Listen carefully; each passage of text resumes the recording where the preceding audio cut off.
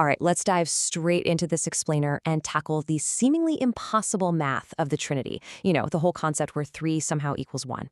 We're going to be exploring a really rigorous, deeply fascinating academic lecture by Dr. Robert Peterson. So if you've ever found the concept of a triune God a little bit dizzying, and let's be honest, who hasn't, you are in the exact right place because we're going to visually map this whole doctrine out. We're pulling directly from the transcript of Dr. Peterson's session on theology proper to systematically break down the absolute complexities of God's nature. What's so great about Dr. Peterson's approach is that he doesn't just talk like a high-level theologian. He meticulously unpacks the scripture to show us that these aren't just abstract, pie-in-the-sky ideas, but concepts that are deeply, deeply grounded in the biblical text itself. To keep us from getting lost in the theological weeds, we're going to follow a quick roadmap. We'll be looking at 1. Inseparable action, 2. Distinct roles, 3. The cross as a crucial exception, 4. Mutual indwelling, and finally, number 5, the divine mystery. So let's jump right into section 1, inseparable action. This is really our very first pillar, and the unbreakable rule of God's actions. The foundational rule Dr. Peterson lays down right out of the gate is that the Father, Son, and Holy Spirit literally never act in isolation. Because there's only one God, they are a triunity that performs the mighty works of creation and redemption totally together. You basically cannot slice God up into separate actors doing entirely separate things. It just doesn't work that way. To really illustrate this, Dr. Peterson points us straight to the creation narrative. He argues that unlike angels or humans, who are, merely creatures, all 3 divine persons participate comprehensively. The Father creates, in Genesis 1, the Son is the agent of creation in John chapter 1, and the Spirit is hovering right there over the waters, actively giving life.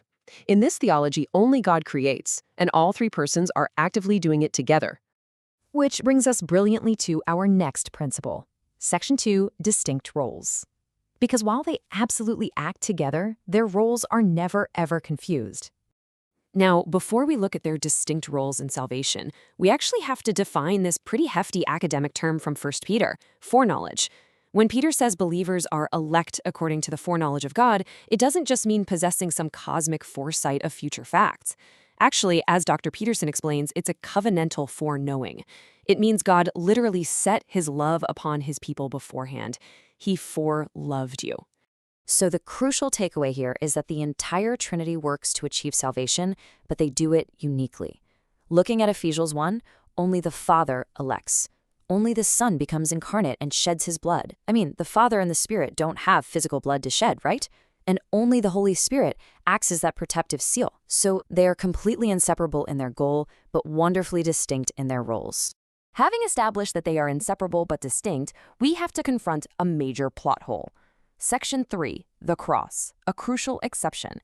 We really need to ask if this event breaks all the rules we just laid out.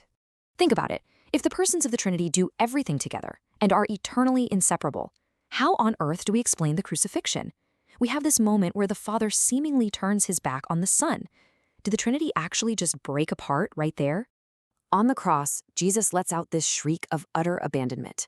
Dr. Peterson describes it as an agonizing cry that points to a very real, horrific separation. In this view, Jesus is suffering the literal equivalent of eternal punishment compressed into 3 hours, drinking the full cup of God's wrath. So how does that intense, unimaginable alienation fit with a perfectly unified God? Well, Dr. Peterson resolves this paradox by categorizing the event very precisely. Did an ontological separation happen? Like, did God split into separate metaphysical beings? No. The doctrine says that is flat out impossible for a triunity. But a separation of fellowship? Yes, absolutely.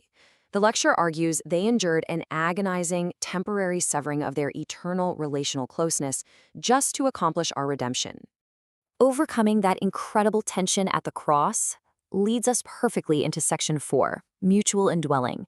This is where we see them sharing the divine life. Theologians use a heavy word for this, parahoresis, or coinherence.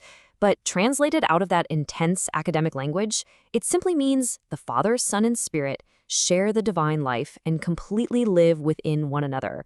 They mutually exist in each other. It's like the ultimate perfect closeness. And what is so incredibly fascinating about this mutual indwelling is how Dr. Peterson uses it to make a brilliant point. God did not create Adam and Eve out of some lonely need for company. If you think God is just a single, solitary person, you kind of have to assume he was bored or lonely before creation. But within the Trinity, God already enjoyed perfect, joyful fellowship. Humanity was created out of pure generosity, not out of a sense of lack. Jesus actually prays about this exact reality in the Gospel of John, even while he's right there as the incarnate God-man speaking to his disciples. He declares that the Father is in him, and he is in the Father. And remarkably, he compares this divine mutual indwelling to the way believers are united with God, literally extending us an invitation into that exact same profound unity. As we draw this explainer to a close, we move to Section 5, the Divine Mystery, where we just have to recognize the absolute limits of human comprehension. So here is the complete picture we've built today. One living God, inseparable in action, distinct in roles, mutually indwelling. Dr. Peterson makes such a great point here. No human being could have literally just made this up. The concept is so staggering, it completely short-circuits human understanding. Yet the biblical texts take us by the hand and lead us directly to it, requiring us to hold all these massive truths together in tension. I want you to ponder this as we finish up. Dr. Peterson notes that skeptics sometimes push back and claim eternal life sounds, well, boring. But think about it. If we are being invited to partake in the very fellowship, the love, and the infinitely complex life that the Father, Son, and Spirit have enjoyed for all eternity, how could eternity possibly be boring? It's a literal invitation into the inner life of the Creator. Now that is a reality worth deeply reflecting on.